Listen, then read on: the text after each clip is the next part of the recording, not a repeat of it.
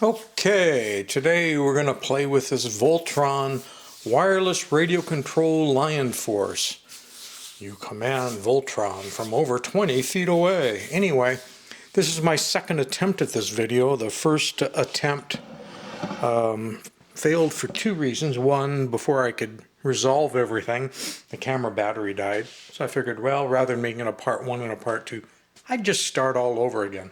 So as you can see here, it's already all unboxed. That was in the first video. It had never been opened before, and that's important, as you'll find out here as we continue this conversation. It's dated 1984.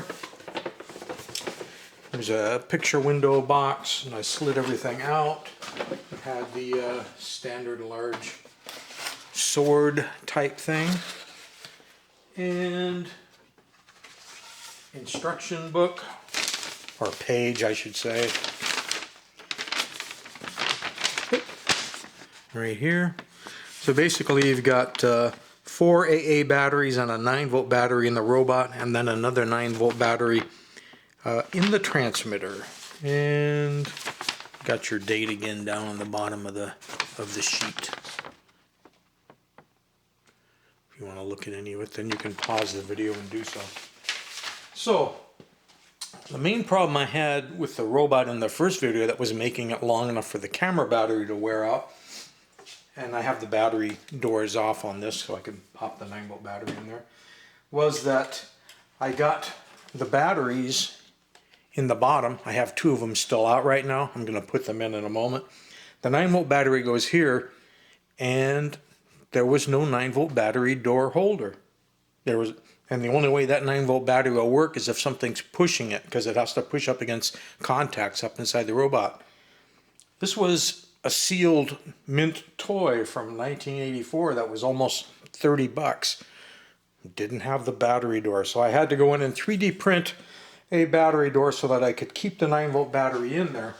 But an interesting thing that I found was that if you have the batteries in the toy, even when it's switched off, and the on-off switch is hidden right there, even if it's switched off, there's a draw in the circuit in there on the batteries, because I put a voltmeter on them. These are new batteries, they shouldn't already be reading less than 1.5 volts each. And I could also smell just the faintest whiff of something that's not right. And so it's kind of an interesting toy that even with the on-off switch off, if you don't have the 9-volt battery in there, these are basically they're drawing current. The circuit is getting warm. Either a resistor is getting hot, or a drive transistor in the H bridge is getting hot. It's very old technology, being from 1984. So when you turn it on, it basically will sit in circle until you push the button on the remote, and then it'll go forward.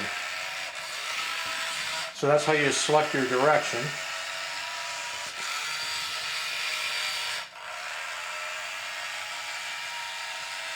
Batteries are a little weak now from what I already told you about, because I had lunch. I did all sorts of things while that part was 3D printing.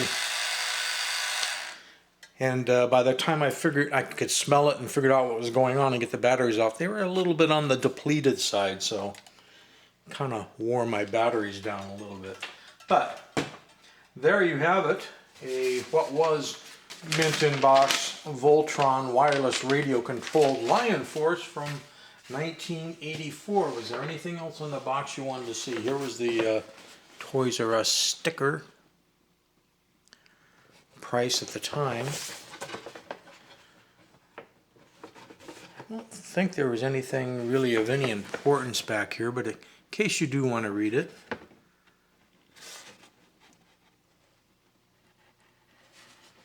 So the good news is we got it working and demoed it.